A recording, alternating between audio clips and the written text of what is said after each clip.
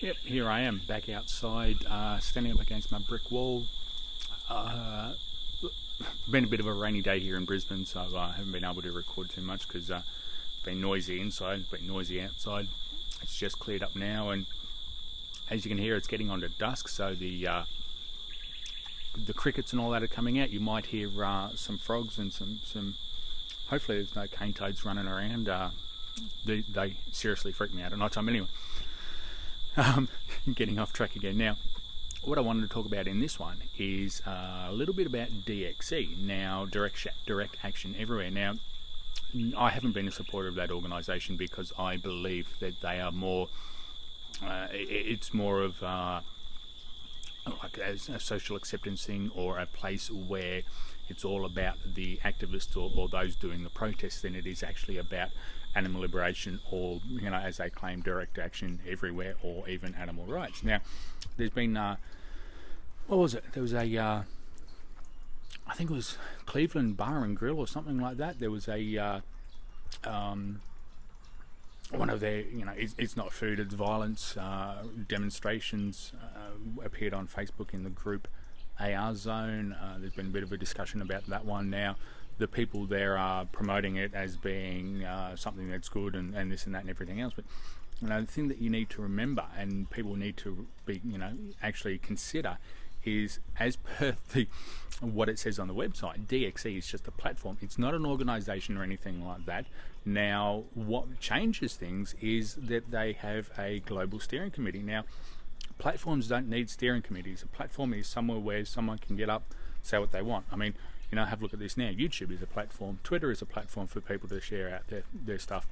My blog, veganplease.com.au, that's a platform. That's a platform for me to share my thoughts and comments on all this sort of stuff. So for you know, for people to turn around and say DXE is a Direct Action Everywhere is an animal rights organisation or an animal liberation organisation, and this is what they want, is just completely wrong. Now, you know, there's going to be someone debunking this or saying, but you know, they are this because they're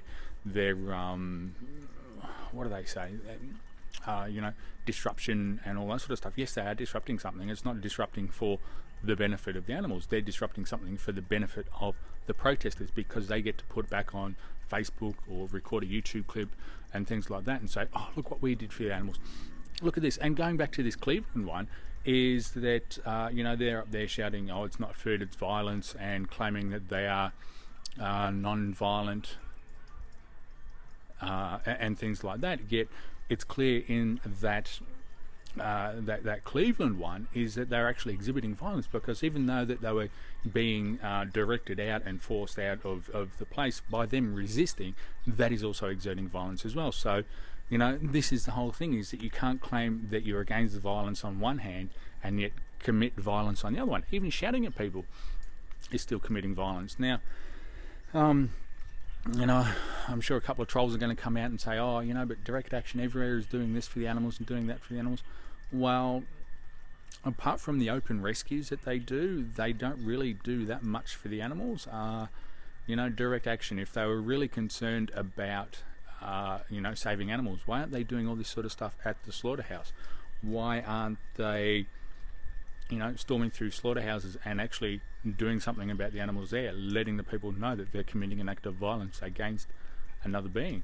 You know, with the whole you know, disconnect on you know, you know, who we're consuming and the products that we're eating and things like that, is that people aren't going to view that piece of sheep or that piece of cow or that piece of chicken that's on their plate.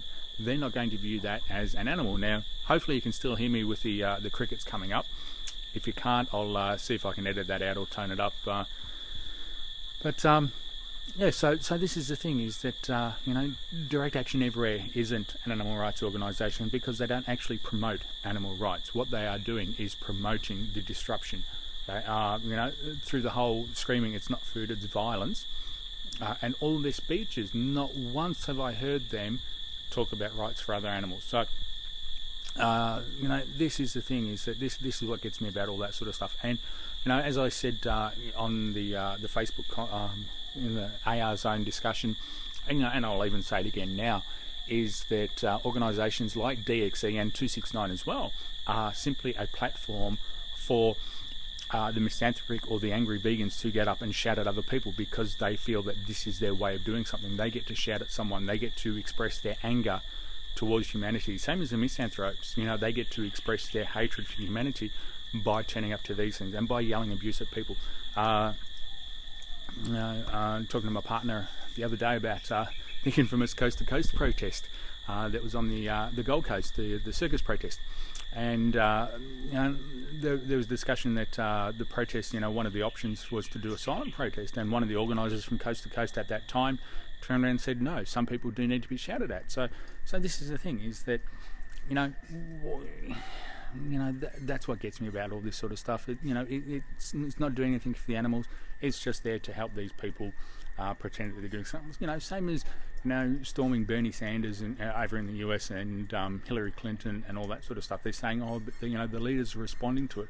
Oh no, they're not. They're just making a comment there and all that sort of stuff, and yet paying no attention to it afterwards. I think it's time that people actually started thinking a bit more about what they do and what they claim to be doing for the animals and what their activism is and isn't, and considering the impact of what they're doing and how it is whether it is setting the groundwork or whether it's actually making things harder for the next person to come along. And as I've said, pardon me, in a previous episode, is that as vegan advocates and those promoting veganism, animal rights, whatever, is what we should be doing, is we should be aiming to set the best example and to set decent groundwork for the next person who comes along, so that they've got a